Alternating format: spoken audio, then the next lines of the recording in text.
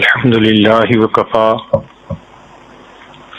وسلام على عباده الذين اصطفى أما بعد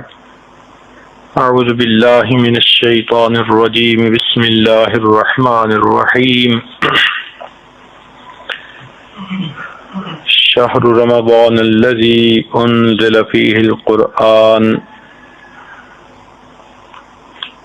سبحان ربك رب العزة عما يصفون وسلام على المرسلين والحمد لله رب العالمين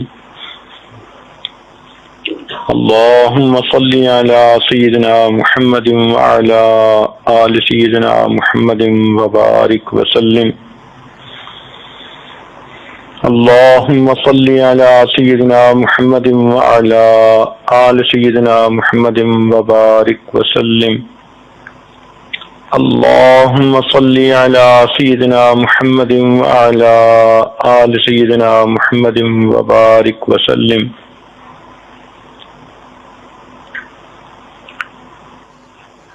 رمضان المبارک کا مہینہ اللہ رب العزت کی رحمتوں کا خزینہ ہے۔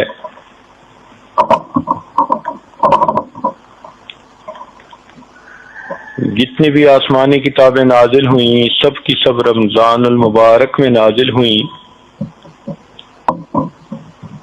تورات، انجیل، زبور، قرآن مجید یا جو صحیفے نازل ہوئے سب کے سب رمضان المبارک میں نازل ہوئے۔ اس لیے یہ مہینہ اللہ رب العزت کی خصوصی رحمتوں کا مہینہ ہے۔ اس کے رحمتوں کی انتہا دیکھیے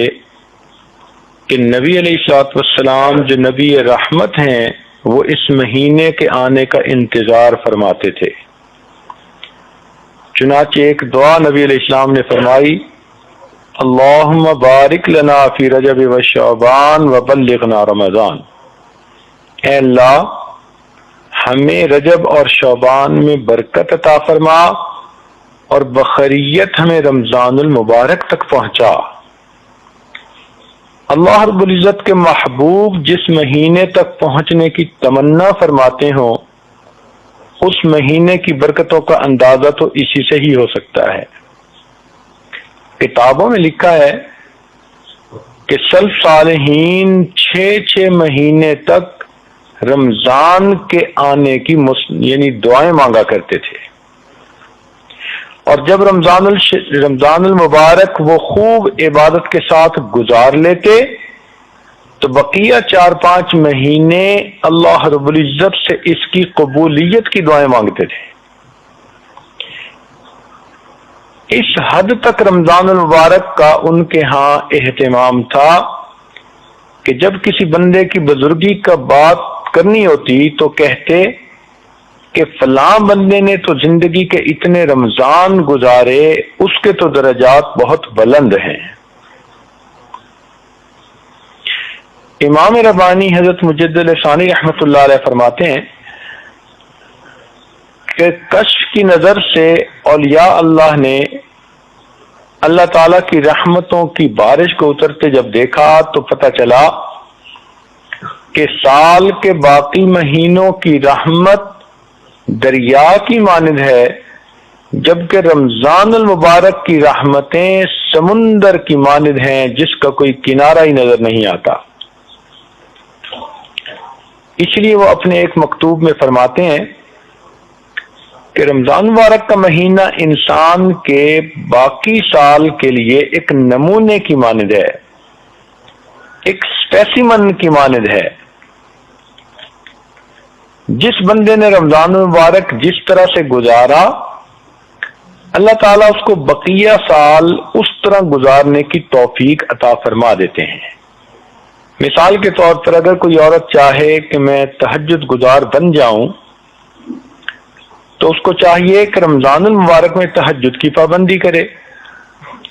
جو چاہے کہ میں اپنی آنکھوں کی حفاظت کروں اس کو چاہیے کہ رمضان المبارک میں اپنی آنکھوں کی حفاظت کرے۔ جو چاہے کہ میں اپنی زبان کی حفاظت کر لوں رمضان المبارک میں زبان کی حفاظت کر لے، جو عمل رمضان المبارک میں استقامت کے ساتھ وہ کرے گی، اللہ رب العزت اپنی رحمت، اپنی قدرت، مشیت سے بقیہ سال اس عمل کو کرنے کی توفیق عطا فرما دیں گے۔ حضرت علی رضی اللہ تعالیٰ نے فرمایا کرتے تھے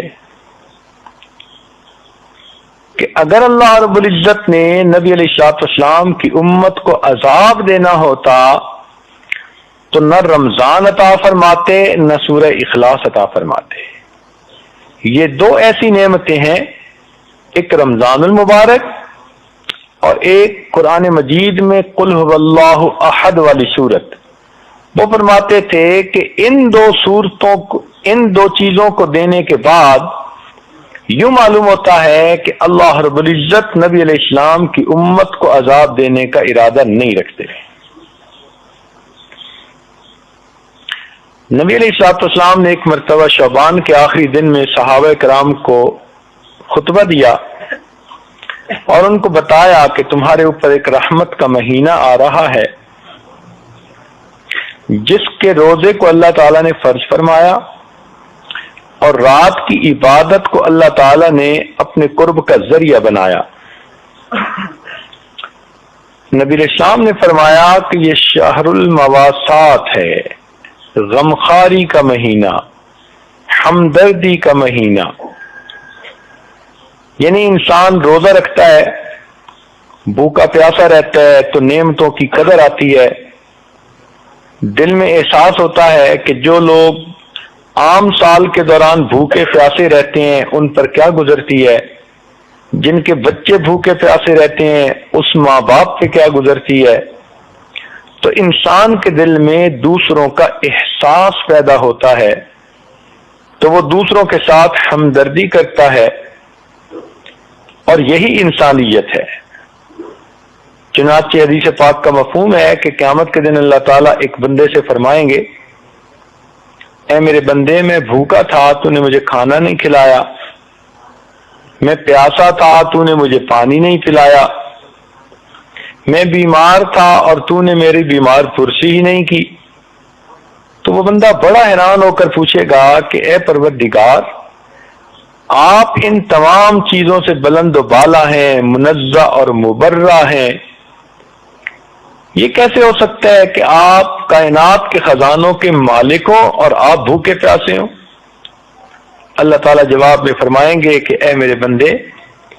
فلاں موقع پر تیرا ایک ہمسایہ بھوکا تھا، پیاسا تھا،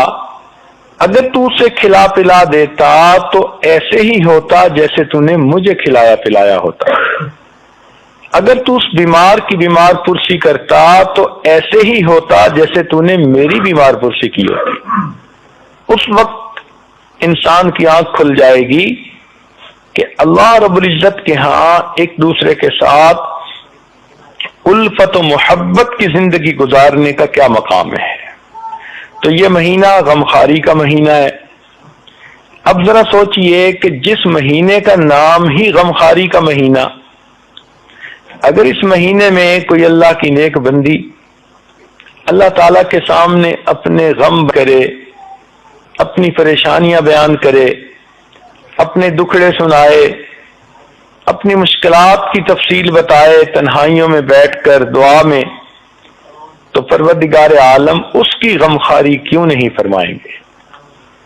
جس مہینے کا نام ہی غمخاری کا مہینہ، تو معلوم ہوا کہ ہم غم زدوں کے لیے خوشی کی بات ہے ہم اپنے غم تہجد کے بعد اور تنہائیوں میں اپنے پروردگار کے سامنے دامن پھیلا کر بیان کریں۔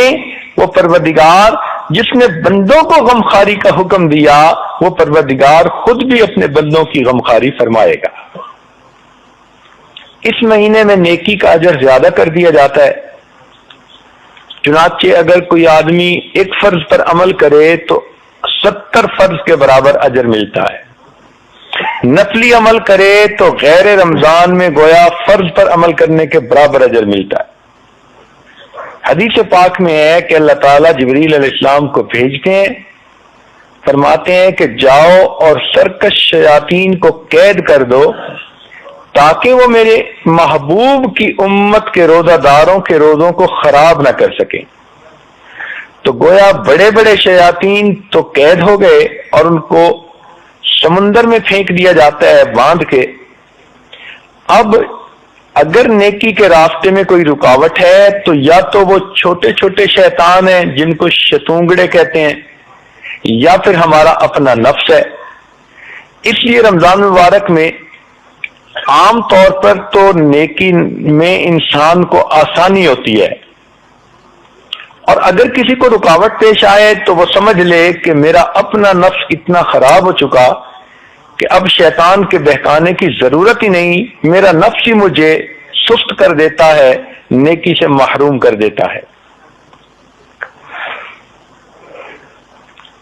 یہ بھی حدیث پاک میں آیا کہ جو بندہ روزہ رکھتا ہے تو اللہ تعالیٰ کی مخلوق اس کے لیے مغفرت کی دعائیں کرتی ہے، فرشتے بھی دعا کرتے ہیں، وَيَسْتَغْفِرُونَ لِلَّذِينَ آمَنُوا۔ قرآن مجید میں ہے کہ فرشتے بھی ایمان والوں کے لیے استغفار کرتے ہیں، اور ہوا میں پرندے، پانی میں مچھلیاں اور بلوں